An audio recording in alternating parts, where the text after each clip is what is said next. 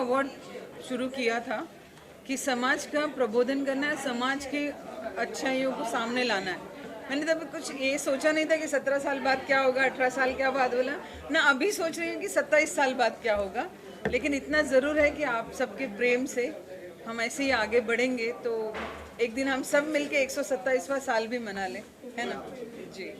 कुछ और बहुत कम अवार्ड होते हैं जो जिस तरह आपने भी खुद माना कि स्पॉन्सर्स की मदद होने के कारण कहीं ना कहीं अवार्ड में हेरफेर फेर, ये जो आपने लक्ष्य चुना कितना आसानी कितना मुश्किल रहा, क्योंकि कई लोग हम अवार्ड देना भी चाहते हैं, शोर नहीं मचाओ प्लीज, थाईलैंड कई दिग्गजों को हम अवार्ड देना भी चाहते हैं तो वो आते भी नहीं है। तो ये जो जर्नी रही है आपकी, कैसे देखी आप इसको? ये बहुत अच्छा सवाल पूछा आपने, क्योंकि बहुत से ऐसे अवार्ड इस साल भी हम देना चाह रहे थे, वो अवार्ड लेने आए नहीं, जबकि वो अवार्ड ले सकते थे और वो अवार्ड के लायक भी थे, लेकिन उनको कन्वेंस रहने के लिए जगह, उनका आना जाना हम कर नहीं पाए, क्योंकि हम छोटा ऑर्गेनाइजेशन है और हम चाहते हैं कि पेट भरे हुए आदमी का पेट भरने से अच्छा है कि हम जो चैरिटी कर रहे हैं वो पैसा वहाँ लगा दे।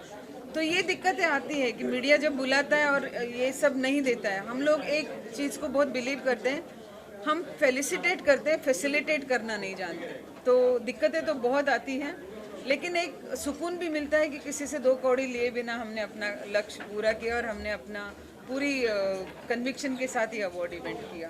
इस साल अवार्ड के अगर यूएसपी की बात की जाए तो क्या मानते हैं आप इस साल का जो यूएसपी पॉइंट क्या होता है, हाईलाइट्स क्या है?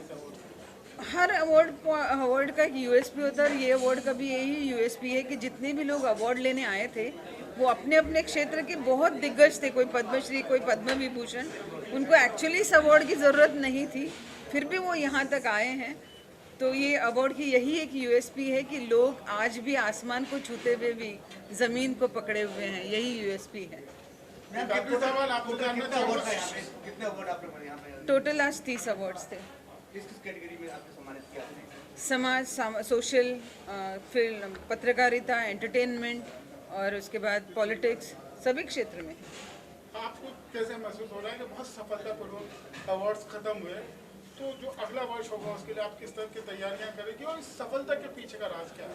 कल से ही हम लोग तैयारी शुरू करेंगे, क्योंकि हर अवार्ड इवेंट की तैयारी हम दूसरे दिन से ही करते हैं। आज सुकून से सोएंगे एक रात, फिर कल से फिर तैयारी करेंगे, अगले साल फिर मिलते हैं यहाँ पे और फिर अगले साल आप यही सवाल करोगे मुझसे।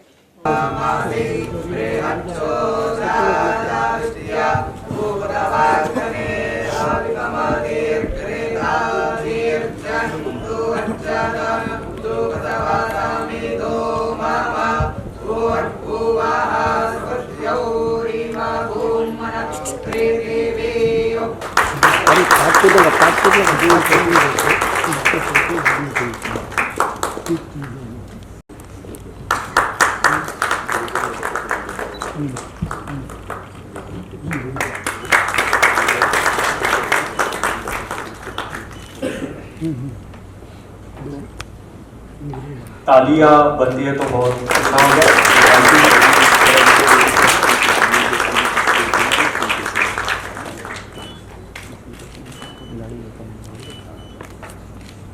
शोभा और ज्यादा बढ़ गई है, सभी का स्वागत यहाँ किया जा रहा है।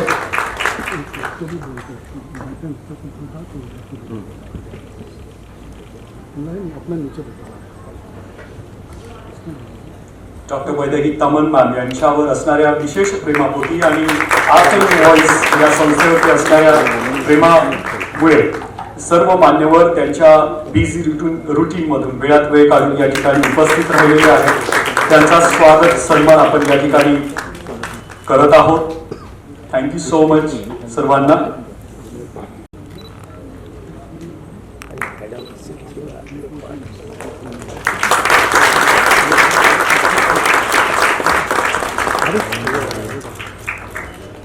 Thank you, ma'am. Thanks to all. Achievement Award.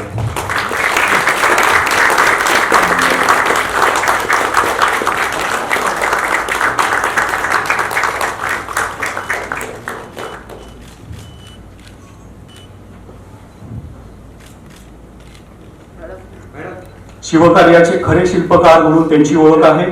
त्यांनी आतापर्यंत 250 पेक्षा जास्त अधिक गड किल्ल्यांची पदभ्रमंती केली आहे।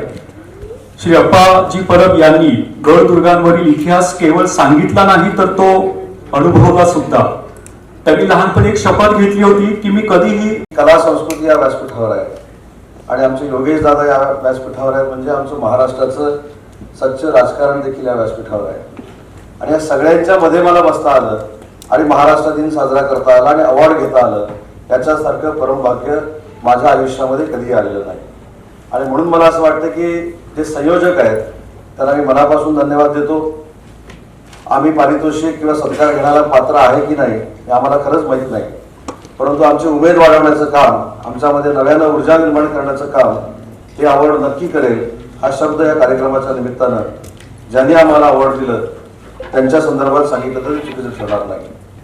आणि आजची खरोखरच अवॉर्ड बघितल्यानंतर मी आपल्या सगळ्यांच्या वतीनं आप्पांना धन्यवाद देतो. आणि महाराष्ट्रामध्ये जेवढे 85 वर्षाचे गृहस्थ आहेत त्यांना देखील आवाहन करतो की तुम्ही 85 वर्षाचे नाही, तुम्ही 40 वर्षाचे राहा. कारण ज्या पद्धतीनं आप्पांनी एका आवाजामध्ये, एका सुरामध्ये काही गोष्टी आपल्याला सांगितल्या, महाराष्ट्राचा इतिहास सांगितला, मला असं वाटतं की आप्पा तुम्ही सेंचुरी मारली पाहिजे. आणि तुमच्यासारख्यांचे आशीर्वाद आणि तुमच्यासारख्यांचं मार्गदर्शन मुंबईसह, विदर्भासह महाराष्ट्राला झालं पाहिजे. कारण त्यांनी मगाशी बोलताना असं वाक्य बोलले की त्यांना शहरात कोण ओळखत नाही. पण मला असं वाटतं की आजच्या कार्यक्रमानंतर आप्पांना आता कानाकोपऱ्यामध्ये ओळखायला लागतील आणि या महाराष्ट्राच्या गड किल्ल्यांचा इतिहास जिवंत ठेवणारा हा चिरतरुण इसम कोण आहे यासाठी आपणकडे व्हॉट्सअप आहे की नाही मला माहित नाही, असेल तर उद्यापासून मेसेज तुम्हाला येतील. कारण शेवटी महाराष्ट्राची संस्कृती, महाराष्ट्राचा इतिहास, महाराष्ट्राचा भूगोल देखील त्यांनी सांगितला, महाराष्ट्राचं विज्ञान देखील सांगितलं. आणि हे सांगत असताना त्यांनी हे देखील सांगितलं की माझ्यामधला जो आत्मविश्वास आहे हा तुमच्या मुलांमध्ये आणण्यासाठी तुम्ही प्रयत्न करा. मला वाटतं की या कार्यक्रमाचं हेच सार आहे की त्यांच्यातला आत्मविश्वास आम्ही जाताना आमच्यासोबत घेऊन गेला पाहिजे आणि त्याच आत्मविश्वासानं महाराष्ट्राची आणि छत्रपती शिवाजी महाराजांच्या विचाराची जोपासना केली पाहिजे. हा खऱ्या अर्थानं आजचा संकल्प आहे असं मला वाटतं. आज देशाचे पंतप्रधान नरेंद्र मोदी साहेब मुंबईमध्ये होते, महाराष्ट्र शासनाच्या एका कार्यक्रमाला होते. आज व्यासपीठावर सगळीच संस्कृती महाराष्ट्राची असल्यामुळं अनेकांना माहीत असेल की फिल्म इंडस्ट्रीची अनेक वर्षापासूनची मागणी होती की फिल्म इंडस्ट्रीचा दर्जा दिला पाहिजे. विधाताई, आज तुमच्या साक्षीनं मी या ठिकाणी सांगतो की ती जी इच्छा वर्षानुवर्षाची होती ती आज आम्ही महायुतीच्या सरकारनं पूर्ण केली आणि 1 मे पासून महाराष्ट्रातल्या फिल्म इंडस्ट्रीचा दर्जा देण्याचा निर्णय आम्ही घेतला. आणि हा निर्णय घेत असताना आम्हाला काही गाईडलाईन आल्या होत्या. त्या गाईडलाईन अशा होत्या की एवढेच चित्रपट त्याच्यामध्ये बसवले पाहिजेत, एवढेच निर्माते त्याच्यामध्ये बसवले पाहिजेत, असेच पाहिजेत, तसेच पाहिजेत. फाईल माझ्याकडे आली आणि मी निर्णय घेऊन टाकला की हिंदी चित्रपट सृष्टीप्रमाणेच मराठी चित्रपट सृष्टीला देखील इंडस्ट्रीचा दर्जा दिला पाहिजे आणि मराठी चित्रपट सृष्टीला देखील इंडस्ट्रीचा दर्जा देण्याचा आज आम्ही निर्णय घेतला. आजचा कार्यक्रम जो मुंबईमध्ये झाला हा जागतिक स्तरावरचा कार्यक्रम होता. आपल्या महाराष्ट्रामध्ये, आपल्या मुंबईमध्ये काय ताकदीचे कलाकार आहेत, किती ताकदीचे संगीतकार आहेत, किती ताकदीचे बॅक आर्टिस्ट आहेत आणि काय टेक्नॉलॉजी आहे. खरं तर मी मोबाईलवर योगेश मी तुम्हाला फोटो दाखवला तर तुम्हाला आश्चर्य वाटेल की तो फोटो माझा आता त्या वेव्हमध्ये काढलेला आहे आणि मी दुबईत असल्याचा भास होतो. म्हणजे ती टेक्नॉलॉजी अशी आहे की तुम्ही घरामध्ये देखील स्टुडिओ निर्माण करून आता अमेरिकेचं शूटिंग करू शकता. आणि ही टेक्नॉलॉजी डेव्हलप करण्यासाठी आज नरेंद्र मोदी साहेबांनी हा कार्यक्रम वेव्ज या नावानं त्या महाराष्ट्राला दिला होता. मला असं वाटतं आपल्या सगळ्यांचे भाग्य आहे की आंतरराष्ट्रीय दर्जावर महाराष्ट्र मनोरंजनाच्या क्षेत्रामध्ये देखील जाणार आहे. याची सुरुवात आजपासून मुंबईमध्ये, महाराष्ट्रामध्ये झाली आणि त्या कार्यक्रमाच्या निमित्तानं मला पुन्हा एकदा त्या जिओ सेंटरमध्ये जायचं असल्यामुळं हा कार्यक्रम मला अर्धवट सोडून जावा लागतोय. त्याबद्दल आपल्या सगळ्यांची मी मनापासून दिलगिरी व्यक्त करतो. आणि जाता जाता एवढंच सांगतो की उद्योग विभागाच्या बरोबरच मराठी भाषेचं खातं देखील माझ्याकडे आहे आणि मराठी भाषेचं खातं हे माझ्याकडे असताना आज आम्ही अजून एक मराठी भाषेसाठी निर्णय घेतला आणि तो निर्णय असा होता की या महाराष्ट्राचा अमृत कलश, महाराष्ट्राची स्थापना झाल्यानंतर ज्या व्यक्तीने या महाराष्ट्रामध्ये आणला त्यांचं नाव स्वर्गीय यशवंतराव चव्हाण. आणि स्वर्गीय यशवंतराव चव्हाण साहेबांनी जो एक खात्याची निर्मिती केली, ते भाषेच्या सगळ्या विभागाची देखील निर्मिती केली. आणि त्यावेळी असा एक त्यांनी निर्णय घेतला होता की मराठीचा अनुवाद, मराठी साहित्याचा अनुवाद हा प्रत्येक भाषेमध्ये झाला पाहिजे, आणि म्हणून अनुवाद अकादमी त्यांनी स्थापन केली होती. दुर्दैवानं ती का बंद पडली याच्यावर मी बोलणार नाही, परंतु आजच महाराष्ट्र दिनाच्या निमित्तानं स्वर्गीय यशवंतराव चव्हाण साहेबांच्याच नावानं ही अनुदान अकादमी पुन्हा एकदा स्थापन करण्याचा निर्णय महाराष्ट्र शासनाच्या महायुती सरकारनं घेतलाय. याच्यामधनं अनेक गोष्टींना चालना मिळणार आहे. मराठीचं साहित्य, मराठी नाटकं असतील, मराठी चित्रपट सृष्टीच्या स्क्रिप्ट असतील, हिंदीच्या स्क्रिप्ट असतील, राष्ट्रभाषा म्हणून या सगळ्या आपण आता वेगवेगळ्या भाषांमध्ये अनुवादित करू शकतो. आणि याचा एकही रुपयाचा खर्च अनुवाद करणाऱ्या साहित्यिकाला येणार नाही. ही भूमिका महाराष्ट्र सरकारच्या माध्यमातून घेण्याचा आम्ही निर्णय घेतलाय. ते देखील आज या चांगल्या कार्यक्रमाच्या निमित्तानं या ठिकाणी मी जाहीर करतो. पवार साहेब, मगाशी तुम्ही भाषण करताना सांगितलं की आता परिस्थिती बदललेली आहे, पण मी काय, योगेशजी काय, आम्ही जे मंत्री झालोय किंवा जे काय आम्ही आमदार म्हणून काम करतोय, हे फक्त आणि फक्त उपकार डॉक्टर बाबासाहेब आंबेडकरांचे. डॉक्टर बाबासाहेब आंबेडकरांनी संविधान दिलं नसतं, या जगातली चांगली लोकशाही भारताला दिली नसती, तर माझ्यासारखा कार्यकर्ता देखील वयाच्या 28व्या वर्षी आमदार होऊ शकला नसता. त्याचं पूर्ण भान आमच्यासारख्या कार्यकर्त्याला आहे. आणि म्हणूनच तुमचा आदर करत तुमच्या गळ्याची शाल माझ्याकडे घेतली आणि माझ्या गळ्यातली शाल तुमच्याकडे घेतली. आणि माझ्या गळ्यातली शाल तुमच्या गळ्यात टाकण्या एवढा वयाने मी मोठा नाही याची देखील मला जाणीव आहे. परंतु मी प्रशासन चालवतो, मी मंत्री म्हणून काम करतो. ही शाल जी मी तुमच्या गळ्यामध्ये घातली ती उदय सामंत म्हणून घातली नाही, तर महाराष्ट्र शासन म्हणून घातली. याचा अर्थ महाराष्ट्र शासनामध्ये डॉक्टर बाबासाहेब आंबेडकरांचा विचार हा भविष्यामध्ये देखील कसा सांभाळला जाईल हे सांगण्यासाठी ती शाल मी तुमच्या गळ्यात घातली. त्याच्यामधले गैरसमज करून घेऊ नका. आणि तुम्ही माझ्याच जिल्ह्यातले आहात म्हणून जरा मी जास्त सांभाळतो. मला या ठिकाणी बोलवलं, मला सत्कार केला, मला अवॉर्ड दिलं, त्याबद्दल वैदेहीताई तुम्हाला देखील धन्यवाद देतो. आणि दिलेल्या अवॉर्डचा पश्चाताप तुम्हाला होणार नाही याची खात्री देतो आणि थांबतो. जय हिंद, जय महाराष्ट्र. पदी पसरून निखारे आपल्याच हाती, होऊन या बेहोश धावलो ध्येय पथावरती. कधी न थांबलो विश्रांती स्तव, पाहिले न मागे अन बांधून शकले कीर्तीचे वा प्रीतीचे धागे. एकच ध्येय धोरण समोर होतं का ज्या देशाने मला जन्म दिलाय, ज्या धर्माने मला लहानाचं मोठं केलंय, जिथे माझी संस्कृती वाढली आणि त्या संस्कृतीचं रक्षण करणं आणि ते लिहून काढणं, याच्यासाठी गेले 80 वर्ष पायतळीच्या दगडापासनं ते हिंदुस्थानातल्या आकाशातल्या ग्रहताऱ्यांपर्यंत ज्या काही नोंदी केल्या आहेत त्याचा अफाट असं संग्रह माझ्याकडे आहे. आणि ते कुणीतरी करायला हवंय म्हणूनच मी आज व्यासपीठावर आलो.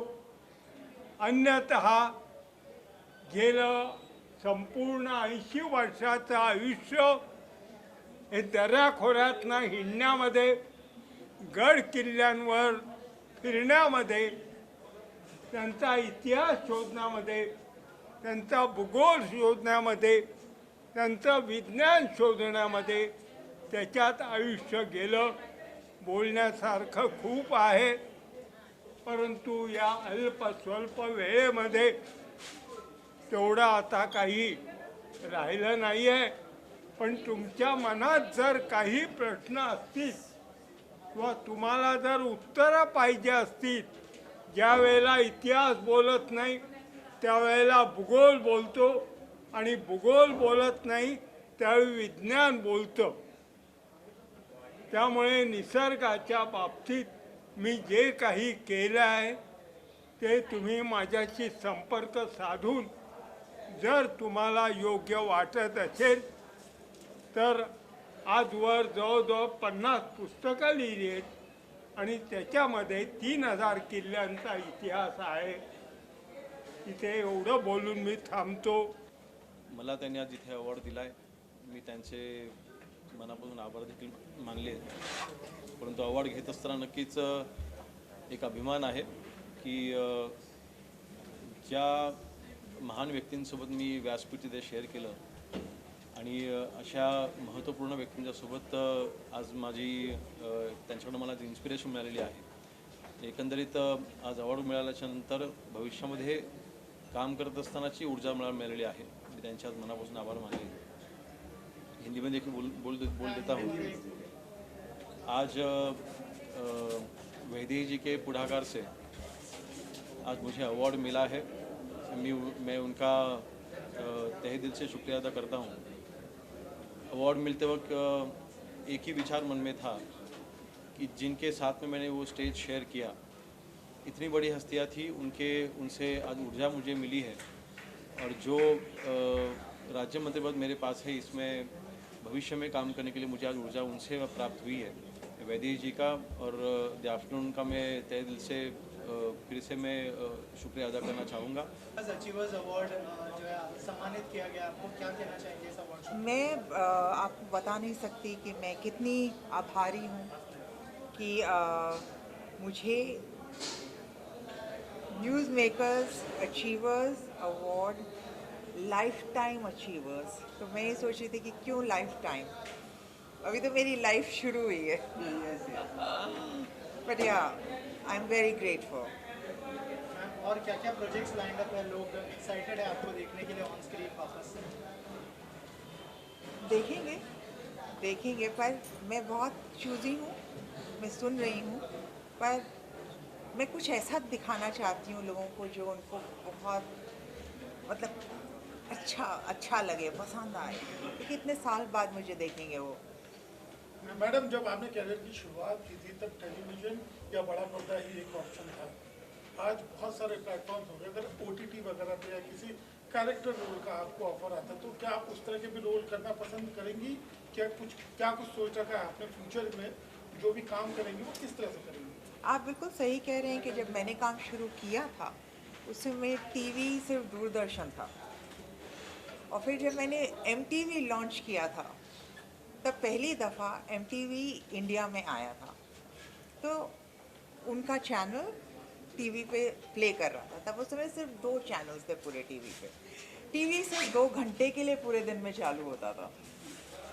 एंड आज तो बिलीव करना मुश्किल है.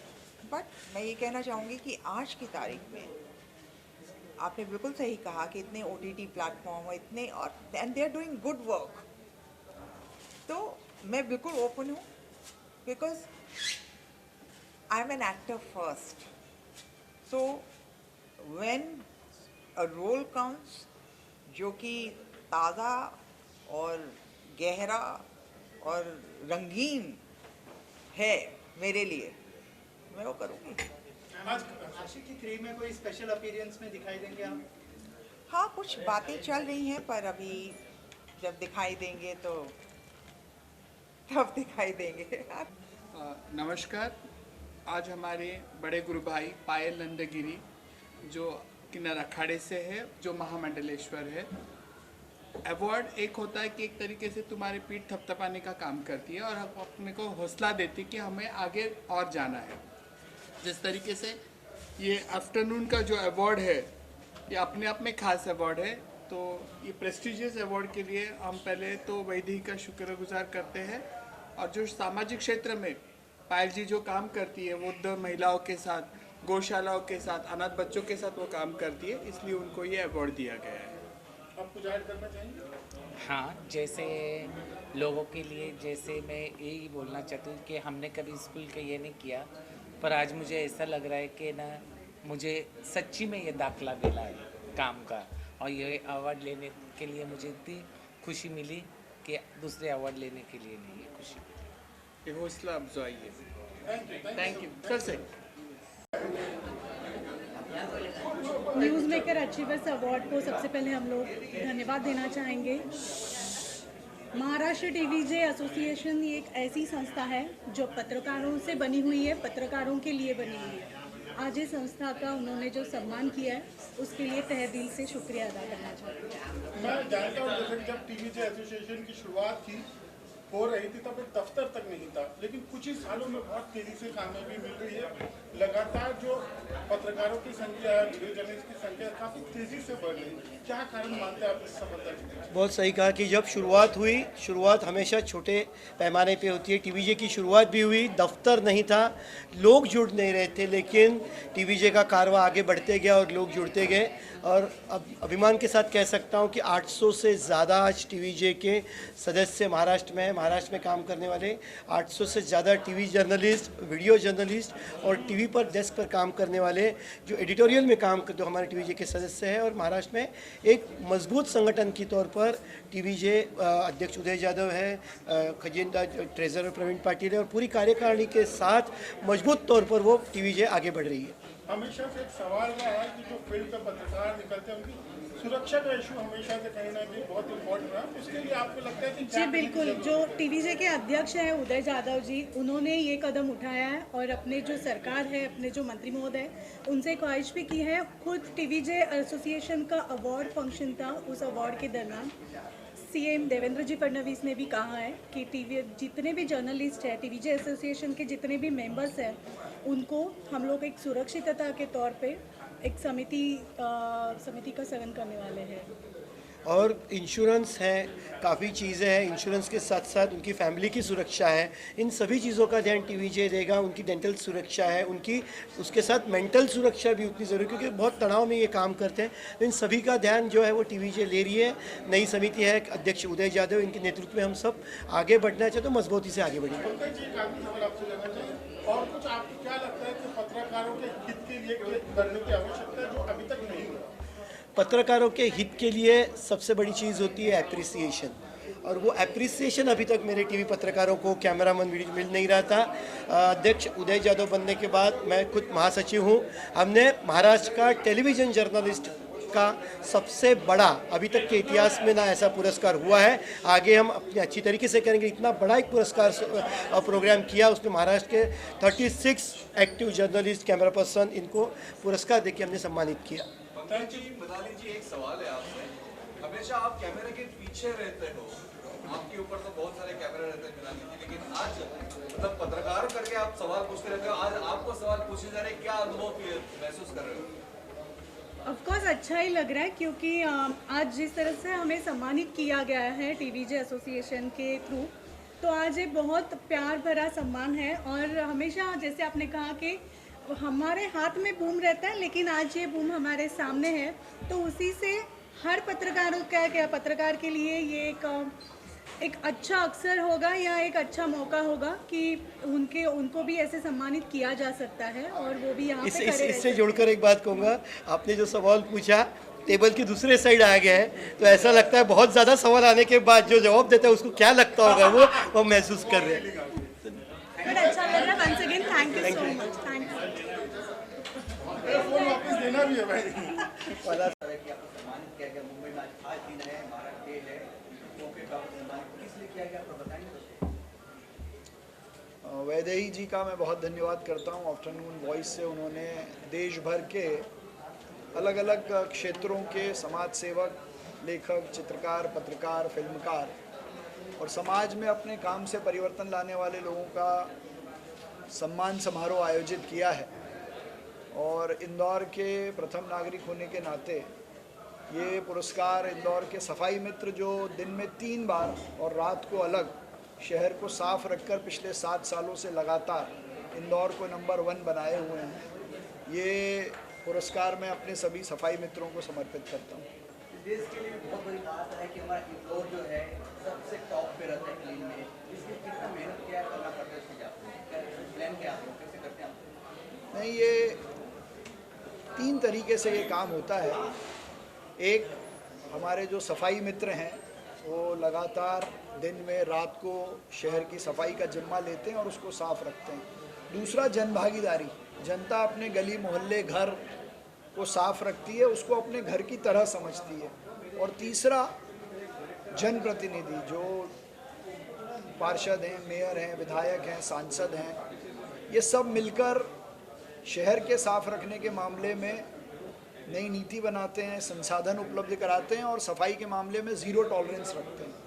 और ये सब करने की प्रेरणा देश के यशस्वी प्रधानमंत्री श्री नरेंद्र मोदी जी की है, जिन्होंने स्वच्छ भारत मिशन शुरू किया और उसको पूरा करने का काम इंदौर ने किया। मैं ये कहना चाह रहा हूँ कि आज के दिन एक अपने भारत के लिए, महाराष्ट्र के लिए एक बहुत बड़ा एक सम्मानित दिन है, महाराष्ट्र दिन। और इसी अवसर पर मुझे जो सम्मान किया गया है उसके लिए मैं बहुत बहुत बहुत शुक्रगुजार हूँ। धन्यवाद। जय हिंद, जय महाराष्ट्र। Thank you.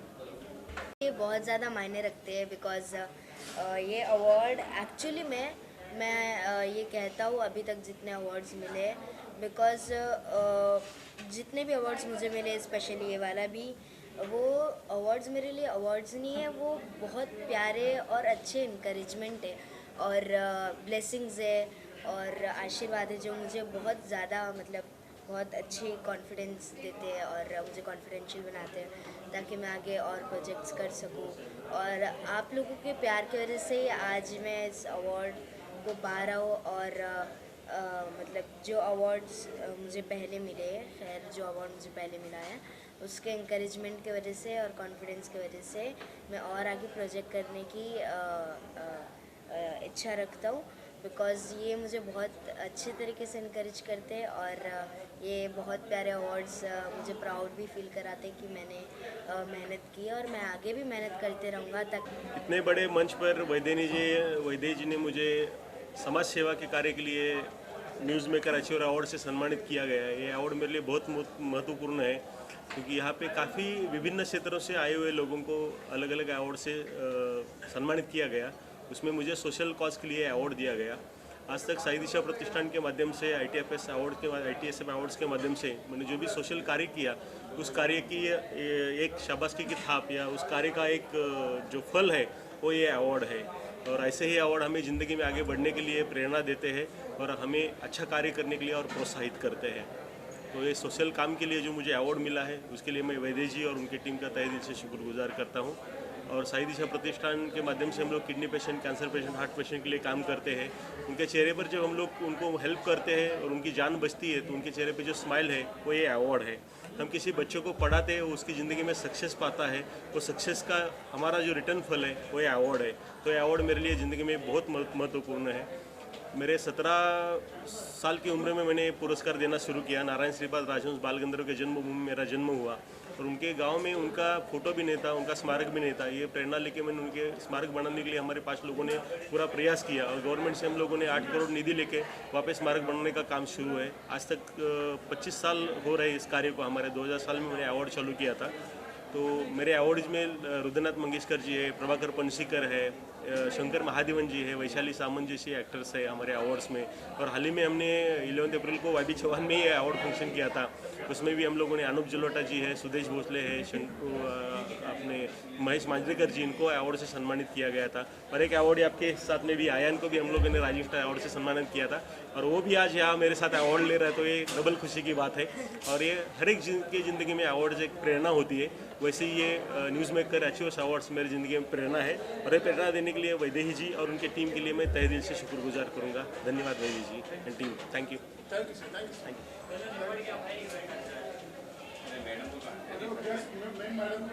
आपको सम्मान दिया गया जहाँ पे मंच पर एक से बढ़कर एक दिग्गज लोग थे और अपने क्षेत्र में स्वच्छ भारत हासिल करते थे। इस तरह के अवार्ड आपके जीवन में क्या मायने? बहुत ज़्यादा मायने रखता है। पहली बात तो मैं धन्यवाद बोलना चाहती हूँ वैदेही जी को कि उन्होंने मुझे इस काबिल समझा। बहुत ही बड़े बड़े लोग थे और उनके बीच सम्मानित होना आज के दिन बहुत ही ज़्यादा महत्वपूर्ण है मेरे लिए। बहुत लकी महसूस कर रही हूँ खुद को एंड मैं कोशिश करूँगी कि मैं अपने काम को और बढ़िया करती रहूँ, आप सबको इंस्पायर भी करती रहूँ और आप सबको एंटरटेन भी करती रहूँ। मैं सच में बहुत बहुत ज़्यादा लकी हूँ to be part of this and thank you so much आप सबके सपोर्ट के लिए भी। Thank you so much. Thank you. Pankaj ji, आज आपको ये अवार्ड मिला है मंच पर, इस अवार्ड को लेने से आपको क्या फील हो रहा है और इसके बाद आपको क्या लग रहा है कि आप आगे के लिए क्या करेंगे इस अवार्ड को, क्योंकि कस्टमर की एक्सपेक्टेशंस, ऑडियंस की एक्सपेक्टेशन बढ़ जाती है?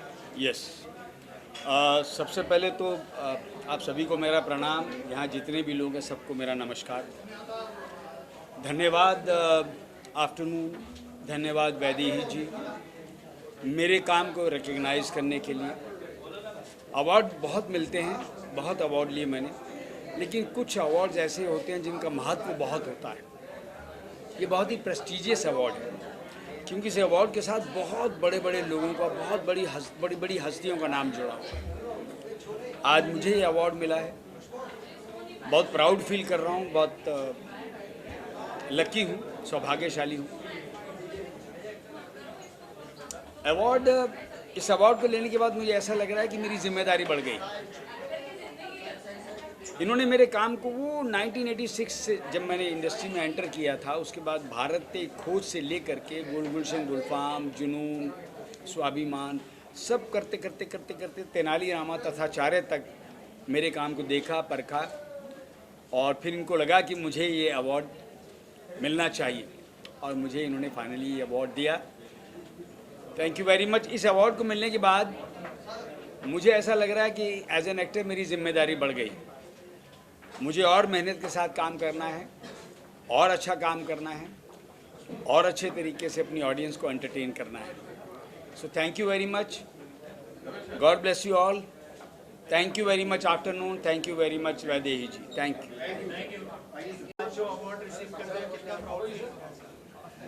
नमस्कार, पहिल्यांदा सगळ्यांना नमस्कार। न्यूज मेकर्स अचिव्हर्स अवॉर्ड आफ्टरनूनतर्फे मला या छानपैकी बक्षीस मिळालेलं आहे। गेली 40 वर्ष मी मराठी नाटकांमध्ये काम करते आहे। जवळजवळ 12-13 हजार प्रयोग झाले। मराठी नाटकात काम करण्याचा वेगळा आनंद आहे। परवाच मी एक परेश रावल साहेबांची क्लिप बघितली की मराठी नाटक किती पुढे आणि ॲडव्हान्समध्ये काम करतं। त्यामुळे मराठी नाटकाबद्दल मला अतिशय अभिमान आहे, मराठी नाटकात काम करतो याबद्दल अभिमान आहे। आणि आज हे जे बक्षीस मिळालेलं आफ्टरनूनचं, त्याबद्दल तर मला अतिशय आनंद झालेला आहे। पुढची वाटचाल अजून मला नीट पद्धतीने करणं गरजेचं आहे असं मला आता जाणवलेलं आहे। परत एकदा खूप खूप मनापासून आभार, धन्यवाद।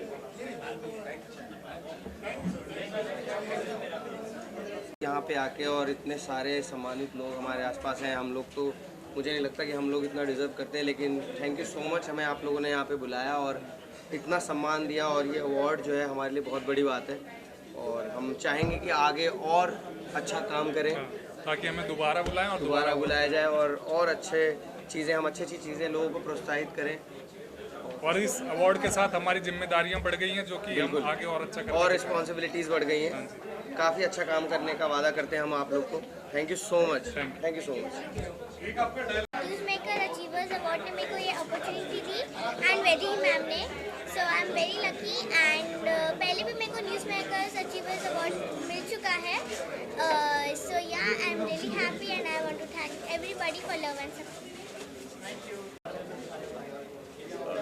निश्चित रूप से किसी भी कार्य के लिए जब हौसला अफजाई की जाती है तो उससे उत्साह का संचार होता है, और ये महाराष्ट्र की धरती जिसने कला संस्कृति के साथ साथ देश को वीरता का पाठ पढ़ाया है, देश को राष्ट्रीय गौरव का पाठ पढ़ाया, आज उस पावन धरती पर हम सबका सम्मान हुआ है। तो निश्चित रूप से आज महाराष्ट्र दिवस के अवसर पर इस धरती को नमन है।